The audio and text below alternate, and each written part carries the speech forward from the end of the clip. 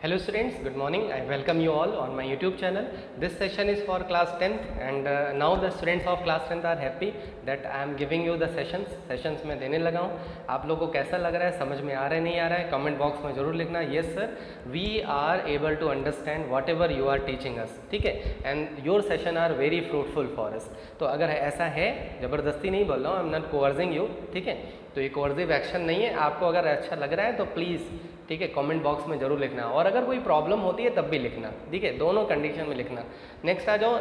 In the previous topic, in the previous session we have discussed up to the multiple fission. मैंने आपको multiple fission तक समझा दिया है. ठीक है, मल्टीपल फिजन क्या था ये बताया था कि जैसे फिजन का मतलब मैंने क्या बताया था, स्प्लिट होना. If any organism is splitting, अगर वो स्प्लिट हो रहा है, जैसे अमीबा के केस में बताया था, यूग्लिना के केस में बताया था, पैरामीशियम के केस में बताया था. इन the same way the Plasmodium which is a protozoan, वो एक प्रोटोजोअन है. ठीक है, अमीबा भी प्रोटोजोआ है, पैरामीशियम भी प्रोटोजोआ है, यूग्लिना भी प्रोटोजोन में आ सकता है. ठीक है, वैसे तो जब 11th में पढ़ोगे तो वो अलग होगा. ठीक है, लेकिन फिर भी उसको हम प्रोटोजोन कंसीडर कर सकते हैं. ठीक, तो ये जितने भी प्रोटोजोन्स हैं ये क्या शो कर रहे हैं, फिजन शो कर रहे हैं, आप देख सकते हो. ठीक है, और मलेरिया किसका पॉजिटिव एजेंट है, सॉरी मलेरिया का क्या पॉजिटिव एजेंट है, प्लाज्मोडियम. ठीक है, प्लाज्मोडियम कॉजेस मलेरिया. ये मैंने कल बता दिया था. अब नेक्स्ट टॉपिक स्टार्ट करते हैं, फ्रेगमेंटेशन. ठीक है, मल्टीपल फिजन क्लियर है. नेक्स्ट रिप्रोडक्शन पे आ जाते हैं, फ्रेगमेंटेशन. मैंने आपको बता रखा है कि if you are preparing this chapter asexual reproduction, first of all focus on the diagram, what you are observing in the diagram. Diagram में आप क्या ऑब्जर्व कर रहे हो, एक कुछ आपको फ्रेगमेंट दिख रहा है, एक ऑर्गेनिज्म दिख रहा है, उसके कई सारे फ्रेगमेंट डिवाइड हो गए. ठीक है, कई सारे फ्रेगमेंट्स डिवाइड हो गए. जैसे मान लो आपने एक हेयर लिया और हेयर को 2-3 पार्ट में वो डिवाइड हो गया, अलग अलग हो गया. फिर हर एक फ्रेगमेंट, हर एक हेयर एक नया इंडिविजुअल बना ले रहा है. देख सकते हो आप कि सबसे पहले एक ऑर्गेनिज्म है, ऑर्गेनिज्म कई सारे फ्रेगमेंट्स में डिवाइड हो जा रहा है. ठीक है, और याद रखना fragmentation is exhibited by the multicellular as well as unicellular organism. They are not very complex, और इसमें कोई स्पेसिफिक सेल्स इन्वॉल्व नहीं होती, याद रखना. क्योंकि नेक्स्ट जो टॉपिक आप लोग रीजनरेशन पढ़ोगे तो आपको रीजनरेशन और फ्रेगमेंटेशन में डाउट आ जाएगा कि दोनों तो लग तो रहा है एक ही जैसे, लेकिन थोड़ा सा डिफरेंट होता है. ठीक है, तो इसीलिए मैं फोकस कर रहा हूँ जिन पॉइंट्स पे, उसको ज़रूर समझो कि जो फ्रेगमेंटेशन है उसमें जो स्पेसिफिक सेल्स हैं वो इन्वॉल्व नहीं होती.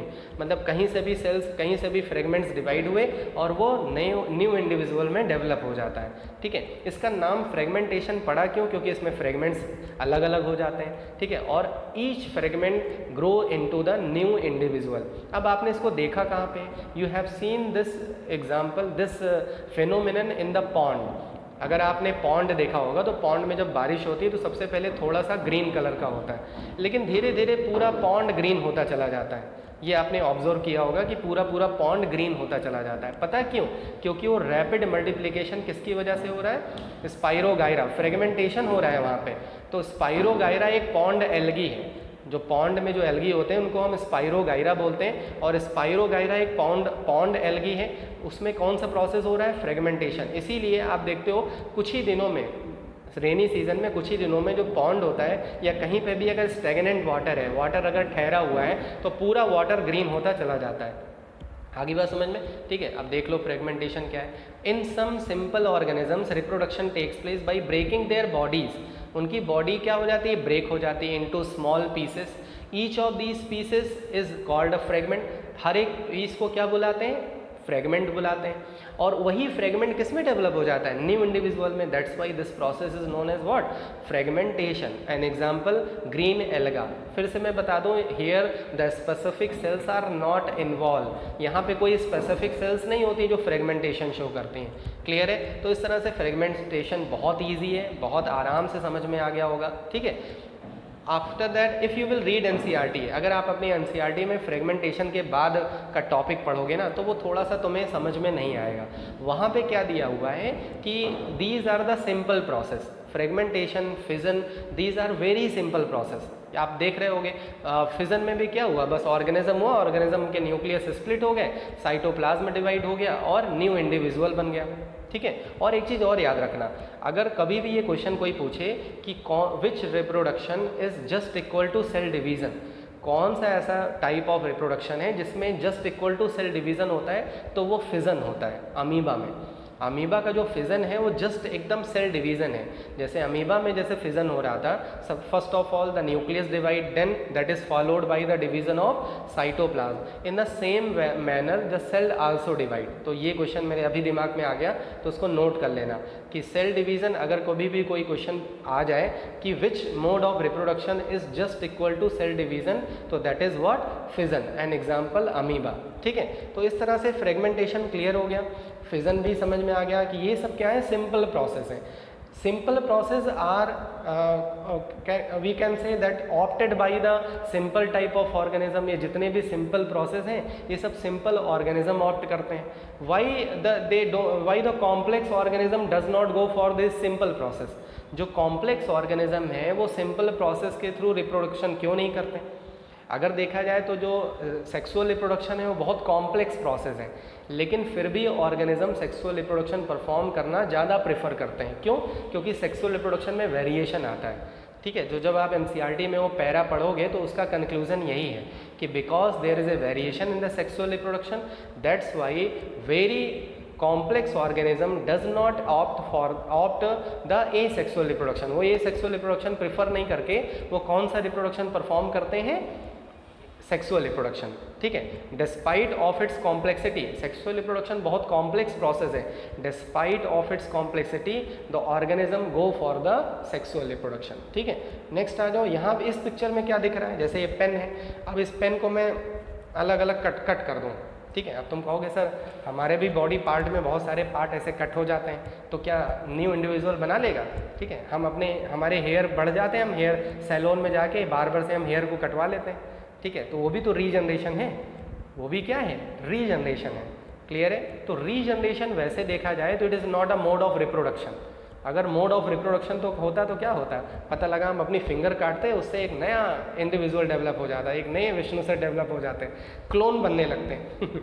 ठीक है, लेकिन ऐसा नहीं है। Regeneration is only opted to get the lost part. Organism use the regeneration process is used to get the lost part. जो उनके पार्ट लॉस्ट हो जाते हैं, ठीक है, जैसे अगर कोई आपका पार्ट कट गया, जैसे नेल्स कट गए, हेयर कट जाते हैं, तो हेयर फिर से आ जाते हैं। रीजनरेशन है कि नहीं है? अच्छा, एक एनिमल आपने देखा है अपनी वॉल पे, अपने घर के वॉल पे, ठीक है, वो भी रीजनरेशन शो करती है।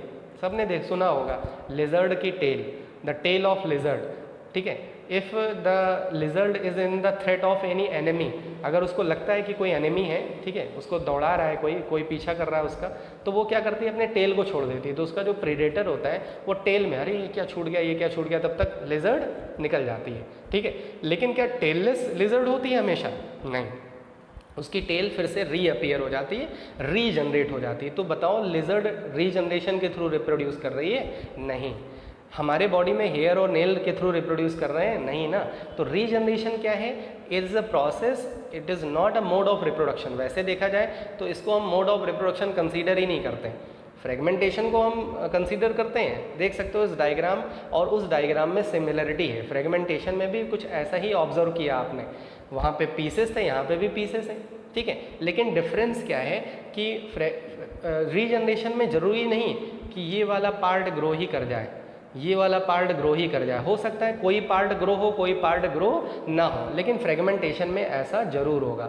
और मैंने आपको फ्रेगमेंटेशन में बताया था कि there specific cells are not involve, here the specific cells are involve. Regeneration में स्पेसिफिक सेल्स होगा, और regeneration mostly multicellular organism में होता है। कौन से टाइप के ऑर्गेनिज्म में होगा? मल्टी सेलुलर ऑर्गेनिज्म में होगा। और जो फ्रेगमेंटेशन होता है that take place in the unicellular organism, mostly in unicellular organism. ठीक है, तो these are the differences between the fragmentation and the regeneration. तो रीजनरेशन में पिक्चर से ही देखने से पता लग रहा है कि एक एनिमल है जिसका नाम है planaria. Planaria is cut into 2 or 3 pieces, more than 2 pieces, and each pieces will form new individual। हर एक पीस एक नया इंडिविजुअल बना ले रही है, और इसी प्रोसेस को हम क्या बुलाते हैं? Regeneration.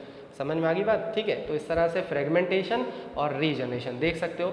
Many fully differentiated organism have the ability to give rise new individual organisms from their body parts. For example simple animal like hydra and planaria. Hydra के बारे में नेक्स्ट टॉपिक जब बडिंग बताऊंगा तब बताऊंगा वहाँ पे, ठीक है। Can be cut into any number of pieces, जब उनको हम कई सारे नंबर ऑफ पीसेस में वो खुद कट जाते हैं, हम थोड़ा ना काटे जाते हैं, ठीक है। Each pieces will grow into a complete organism, और हर एक पीस एक न्यू इंडिविजुअल बना लेगा। This is known as regeneration. इसी प्रोसेस को क्या बुलाते हैं? Regeneration, and it is carried by specialised sales.